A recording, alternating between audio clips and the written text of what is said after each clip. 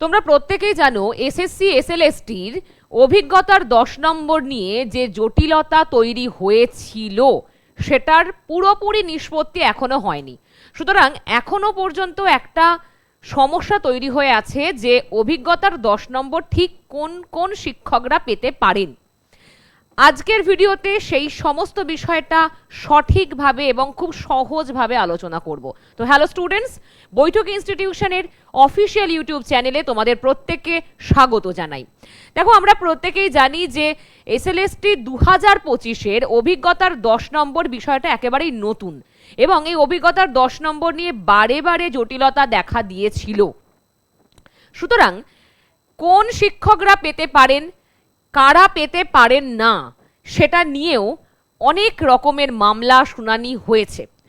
আজকে আমরা মূল ব্যাপারটা দেখব যে এর থেকে কি কি আমরা পাচ্ছি এবং গতকাল যেটা হয়েছে যে এই মামলার শুনানি হয়েছে এবং তারপর সেই শুনানির মধ্য দিয়ে কিছুটা হলেও সমাধানে আসা গেছে যে এক্সপিরিয়েন্সের 10 নম্বর কারা পেতে পারেন। তার আগে আমরা একটু দেখে নিই তারপর যে নোটিশ প্রকাশিত হয়েছে, অর্থাৎ বিজ্ঞপ্তি যে প্রকাশিত হয়েছিল গতকাল, সেটাও আমরা আলোচনা করব এবং সেখানে একদম সঠিকভাবে বলবো যে কি কি হতে চলেছে। তো চলো প্রথমেই দেখে নিই আমরা যে অভিজ্ঞতার 10 নম্বর নিয়ে একটা বড় সমস্যা তৈরি হয়ে আছে এবং 4 নভেম্বর 2025 তারিখে একটি বিজ্ঞপ্তি প্রকাশ করেছে কমিশন, যেটা আমি এক্ষুনি বললাম। গতকাল একটি নোটিশ প্রকাশিত হয়েছে এবং সেটা তোমাদের কাছে অলরেডি চলে গেছে, কারণ তোমরা যারা আছো টেলিগ্রামে, হোয়াটসঅ্যাপে বা ফেসবুকে আশা করি দেখতে পেয়েছো, কারণ বৈঠকই অলরেডি সেটা তোমাদের কাছে দিয়ে দিয়েছে।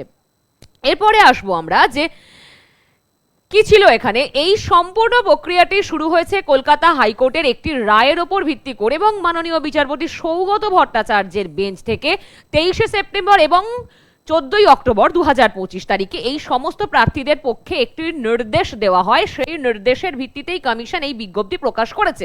ওকে, যেটা আমরা দেখতে পাচ্ছি অলরেডি একটি বিজ্ঞপ্তি এসেছে।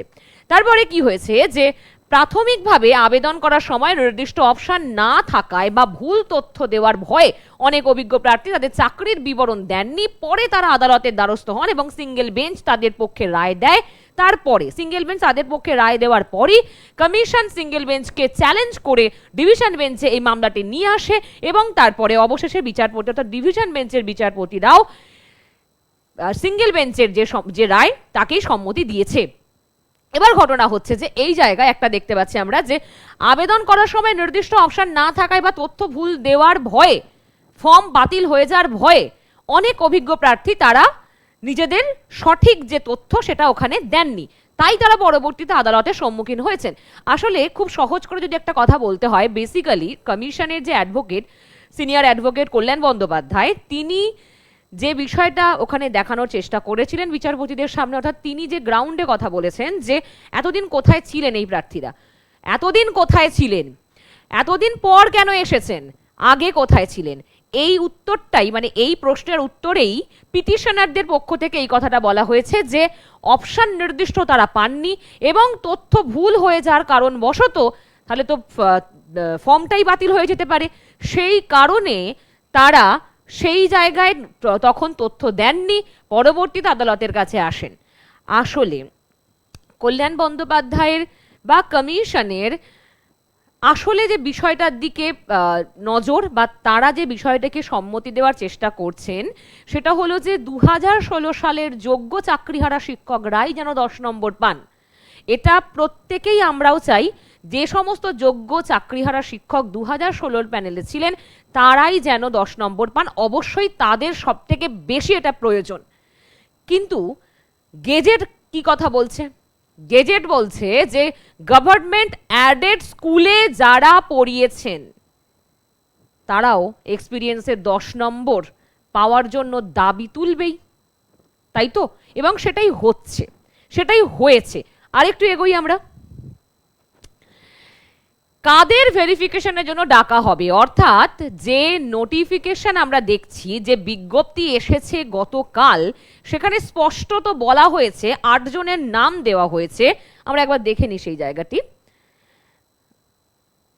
এই যে এই নোটিশটি এসেছে আমাদের কাছে গতকাল, এবং এখানে একটা বিষয় বলা হয়েছে কি 6/11/2025 অর্থাৎ আগামীকাল সকাল 11টার সময় একেবারে যে substantiate their claim or awarding marks for দেওয়ার পাস্ট টিচিং এক্সপিরিয়েন্স, যেটা বাস্তবসম্মত যে সমস্ত সার্টিফিকেট, তথ্য এবং যে ডকুমেন্ট সেই সমস্ত কিছু নিয়ে যেতে হবে অভিজ্ঞতার ভিত্তিতে, সেগুলো নিয়ে কালকে যেতে হবে 11টার সময়, সকাল 11টার সময় এসএসসি অফিসে। সুতরাং একটা বিষয় আমরা কি দেখব যে কারা যাচ্ছেন এবং কারা এই পিটিশনাররা, কারা এই মামলা করেছিলেন। আসি এবার আমরা বিজ্ঞপ্তি অনুযায়ী নির্দিষ্ট যেরকম মামলাকারীদের প্রার্থীদের 6ই নভেম্বর অর্থাৎ কালকে 11টায় ডাকা হয়েছে, এবং এখানে কি বলা হয়েছে খুব ইম্পর্টেন্ট একটি বিষয় বলে দিই, যে প্রয়োজনীয় সমস্ত নথিসহ উপস্থিত থাকতে বলা হয়েছে যদি যাচাইয়ের পর প্রমাণ হয় যে তারা সাবস্টেন্টিভ পদে চাকরি করছেন, তবে প্রতি বছরের অভিজ্ঞতার জন্য 2 নম্বর পাবেন, সর্বোচ্চ 10 নম্বর। অর্থাৎ সাবস্টেন্টিভ পদটি কি? সাবস্টেন্টিভ টিচার পদ। এটা কি? যদি এটা প্রমাণিত হয়, অর্থাৎ কল্যাণ বন্দ্যোপাধ্যায় নিজেই এই কথাটা বলেছেন যে ঠিক আছে, আমাদের কাছে তো অনেক সময় নেই, আমরা তো সকলের ভেরিফিকেশন করতে পারবো না, ডকুমেন্ট ভেরিফিকেশন। যারা পিটিশনার আপাতত তাদেরকেই ডাকা হয়েছে কালকে, এই 8 জন পিটিশনারকে ডাকা হয়েছে, এবং এটাও বলা হয়েছে যদি সাবস্টেন্টিভ পদে তারা চাকরি করেছেন, যদি সেটা দেখাতে পারেন, ডকুমেন্ট নিশ্চয়ই থাকবে, তাহলে তাদেরকে অভিজ্ঞতার নম্বর দেওয়া হবে। এটা কমিশন বলছে। এবার সাবস্টেন্টিভ পদ কি? ধরো আমি চাকরি করছি এখন, বা আমি এবার চাকরি করছি, আমি এবার রিটায়ার্ড করলাম, সেই পদটা ফাঁকা হলো বা সেই পদটা শূন্য থাকলো, সেখানে একটা ভ্যাকেন্সি থাকবে, সেই ভ্যাকেন্সি থাকার জন্য আরেকজন সেই পদে এসে যুক্ত হবে। অর্থাৎ আমি অবসর নিলাম, আমার পদটা শূন্য হলো, নতুন একজন আমার অবসর নেওয়ার কারণে সেই শূন্য পদটিকে ভরাট করলেন, এটাকে সাবস্টেন্টিভ পদ বলা হয়। মানে এভাবেই সমস্ত বৈধভাবে চাকরিগুলো হয়ে থাকে, যে একজন শিক্ষক আছেন, তার অবসর নেওয়ার পর আর একজন শিক্ষক সেখানে যুক্ত হচ্ছেন। এটা আমি আগেও বলেছি তোমাদেরকে। সুতরাং এইভাবে যারা চাকরিগুলো পান, অর্থাৎ এভাবেই চাকরি হয়। যদি সেইভাবে চাকরি হয়, আবার পাশাপাশি যদি এটা হয় যে ধরে নাও ডেপুটেশনের বদলে, মানে কেউ হয়তো 2 বছরের জন্য কেউ বিএড করতে যেতে পারেন, কেউ হয়তো অন্য কোনো কারণে লিভে আছেন, তার পদের সেটা শূন্য থাকার জন্য অন্য একজন সেই পদটিতে কর্মরত ছিলেন, তাহলেও সে 10 নম্বর পেতে পারে। এবার বছর ওয়াইজ সেটা যাবে, 1 বছর করলে 2, 2 বছর করলে 4, এভাবে হবে। এবার ঘটনা হচ্ছে যে তাহলে যারা প্যারা টিচার, যারা কন্ট্রাকচুয়াল, তারা কি সবাই পাবে? এখানেই একটা প্রশ্ন চিহ্ন চলে আসছে।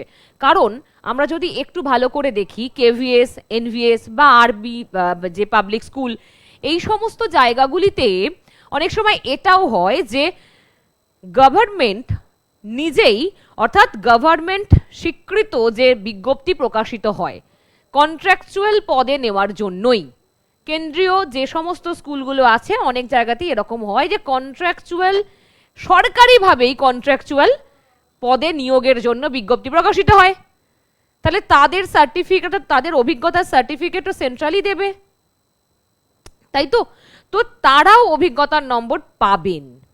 আর পার্ট টাইমাররা তো অবশ্যই, যে পার্ট টাইমার তো নোটিফিকেশন প্রকাশিত হয় সরকার থেকে, তারপর তারা সেই ফর্ম ফিল আপ করেন এবং তারপর তারা কর্মরত অবস্থায় থাকেন, তাহলে তারা তো অবশ্যই এই অভিজ্ঞতার নম্বর দাবি করছেন। পাশাপাশি তাহলে কন্ট্রাকচুয়াল কারা পাবেন না? যদি নির্দিষ্ট একটা স্কুল কন্ট্রাকচুয়ালের কোনো কাউকে রিক্রুট করলো, কন্ট্রাকচুয়াল পদে কাউকে রিক্রুট করলো, নির্দিষ্ট স্কুল যদি রিক্রুট করে, সেখানে সরকারি সার্টিফিকেট সে কিন্তু পাবেন না।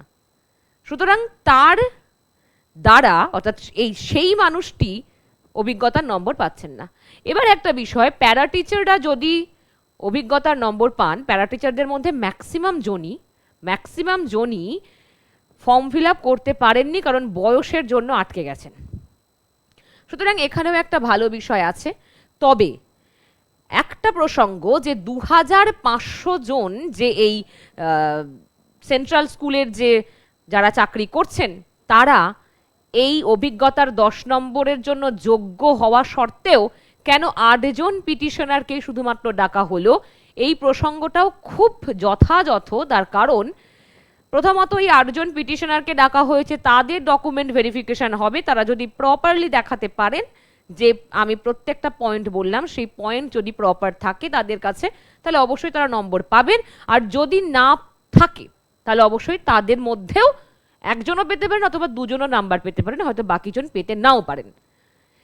এবার এত কম সময়ের মধ্যে তো সকলে যারা যারা এই মামলা করছেন বা যারা যারা প্রত্যেকেই দাবি রাখেন সবার তো ডকুমেন্ট ভেরিফিকেশন সম্ভব নয়। তার কারণ নতুন যারা পরীক্ষা দিয়েছে, মানে এইবারে যারা এই যে পরীক্ষাটা হয়েছে এই পরীক্ষাটার জন্য ডকুমেন্ট ভেরিফিকেশন প্রয়োজন। এবং আমরা সকলে জানি যে 11-12-এর যে রেজাল্ট সেটা সম্ভাবনা আছে শুক্রবার প্রকাশিত হওয়ার, হাতে তো সময় খুব কম।